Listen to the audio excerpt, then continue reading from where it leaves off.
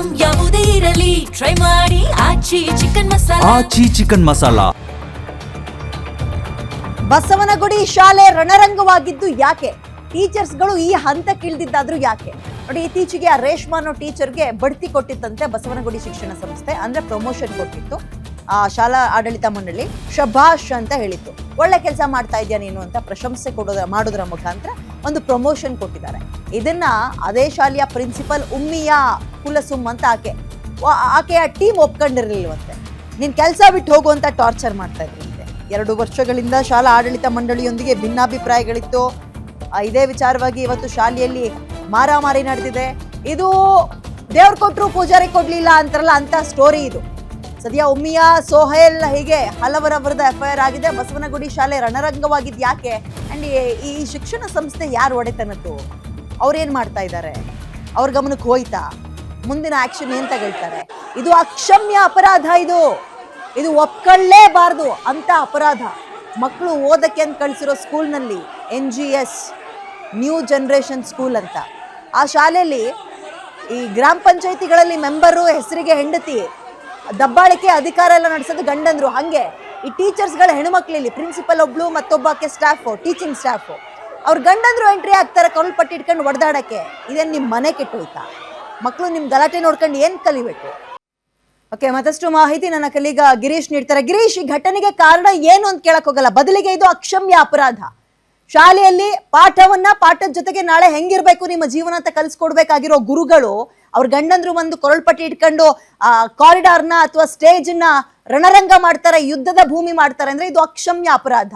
ಶಾಲೆಯ ಆಡಳಿತ ಮಂಡಳಿ ಇಂಥ ನಾಲಾಯಕ್ಗಳಿಗೆ ಪೋಸ್ಟಿಂಗ್ ಕೊಟ್ಟಿದ್ದಾದ್ರೂ ಯಾಕೆ ಅನ್ನೋ ಪ್ರಶ್ನೆ ಸದ್ಯಕ್ಕೆ ಕಾಡುತ್ತೆ.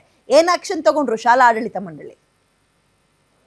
ವಿದ್ಯೆ ಸಾಧಾರಣವಾಗಿ ಶಾಲೆ ಅಥವಾ ಶಿಕ್ಷಣ ಸಂಸ್ಥೆಗಳು ಏನು ಮಕ್ಕಳಿಗೆ ವಿದ್ಯೆಯನ್ನು ಕಲಿಸ್ಕೊಡ್ಬೇಕು, ಅದೇ ರೀತಿ ವಿದ್ಯಾರ್ಜನೆಯನ್ನು ಕಲಿಸ್ಕೊಡ್ಬೇಕು. ಆದರೆ ಈ ಒಂದು ಶಾಲೆ ಏನಿದೆ NGS ಶಾಲೆ, ಇದು ಮಕ್ಕಳಿಗೆ ಕುಸ್ತಿಯನ್ನು ಹೇಗೆ ಮಾಡೋದು, ಅದೇ ರೀತಿಯಲ್ಲಿ ಜಗಳಗಳನ್ನು ಹೇಗೆ ಮಾಡ್ಬೋದು, ಮುಖಕ್ಕೆ ಪಂಚನ್ನು ಹೇಗೆ ಮಾಡ್ಬೋದು, ಮಹಿಳೆಯರಿಗೆ ಹಾಗೂ ಯುವತಿಯರಿಗೆ ಯಾವ ರೀತಿ ಚುಡಾಯಿಸಬೇಕು, ಹೊಡಿಬೇಕು, ಇವೆಲ್ಲವನ್ನು ಕೂಡ ಹೇಳ್ಕೊಡ್ತಾ ಇದೆ ಅಂತ ಹೇಳಿದ್ರೆ ತಪ್ಪಾಗಲಿಕ್ಕಿಲ್ಲ. ಅಷ್ಟಕ್ಕೂ ಈ ಒಂದು ಘಟನೆಯ ಬಗ್ಗೆ ನಾವು ಮಾತಾಡೋದಾದರೆ, ಈ ಒಂದು ಘಟನೆ ಆಗಿರೋದು ಬಸವನಗುಡಿ ಪೊಲೀಸ್ ಠಾಣಾ ವ್ಯಾಪ್ತಿಯಲ್ಲಿ.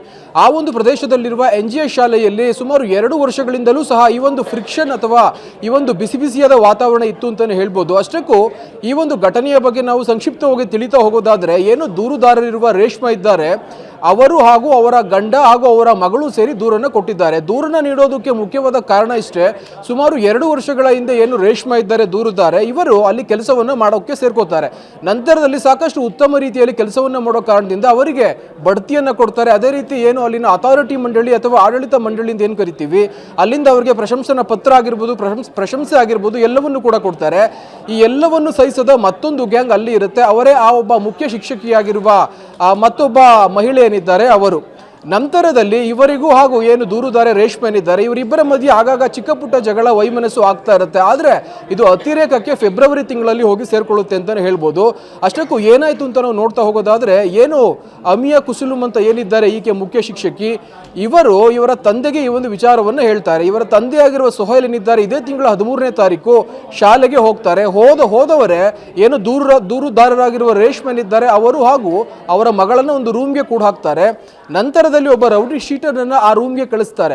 ಆ ರೂಮಿಗೆ ಕಳಿಸಿ ನಂತರದಲ್ಲಿ ಆ ರೌಡಿ ಶೀಟರಿಂದ ಮಾಡಬಾರದ ಕೆಲಸ ಏನಿದೆ ಎಲ್ಲವನ್ನು ಕೂಡ ಮಾಡಿಸ್ತಾರೆ. ಅದರಲ್ಲಿ ಏನೇನು ಮಾಡಿದ್ರು ಅಂತ ನೋಡ್ತಾ ಹೋಗೋದಾದರೆ, ಪೆಟ್ರೋಲ್ ಮಿಶ್ರಿತ ನೀರನ್ನು ಅವರ ಮೇಲೆ ಹಾಕಿ ನಿನ್ನನ್ನು ಸುಟ್ಟಾಕ್ತೀನಿ ಅಂತ ಹೇಳೋದಾಗಿರ್ಬೋದು, ನಿನ್ನನ್ನು ತುಂಡು ತುಂಡು ಮಾಡಿ ಕತ್ತರಿಸಿ ನಿನ್ನ ಮಾಂಸವನ್ನು ಮಾರಾಟ ಮಾಡ್ತೀನಿ ಅನ್ನೋದಾಗಿರ್ಬೋದು, ಅದೇ ರೀತಿ ನಿನ್ನ ಮಗಳನ್ನು ರೇಪ್ ಮಾಡಿ ಸುಟ್ಟಾಕ್ತೀನಿ ಅನ್ನೋದಾಗಿರ್ಬೋದು, ಎಲ್ಲ ರೀತಿಯ ಹೇಳಿಕೆಯನ್ನು ಕೊಟ್ಟು ನಂತರದಲ್ಲಿ ಸಾಕಷ್ಟು ಹಲ್ಲೆಯನ್ನು ಮಾಡಿ ಅವರ ಬಟ್ಟೆಯನ್ನು ಹರಿದು ಒಬ್ಬ ಹೆಂಗಸಿಗೆ ಯಾವ ರೀತಿ ಕೆಲಸಗಳನ್ನು ಮಾಡಬಾರದು ಎಲ್ಲವನ್ನೂ ಕೂಡ ಸಂಸ್ಥೆಯ ಏನು ಮುಖ್ಯ ಶಿಕ್ಷಕಿಯಾದಂತಹ ಉಮ್ಮಿಯಾ ಕುಸುಲುಮ್ ಏನಿದ್ದಾರೆ ಅವರ ತಂದೆ ಹಾಗೂ ಆ ರೌಡಿ ಶೀಟರ್ ಮಾಡಿದ್ದಾರೆ.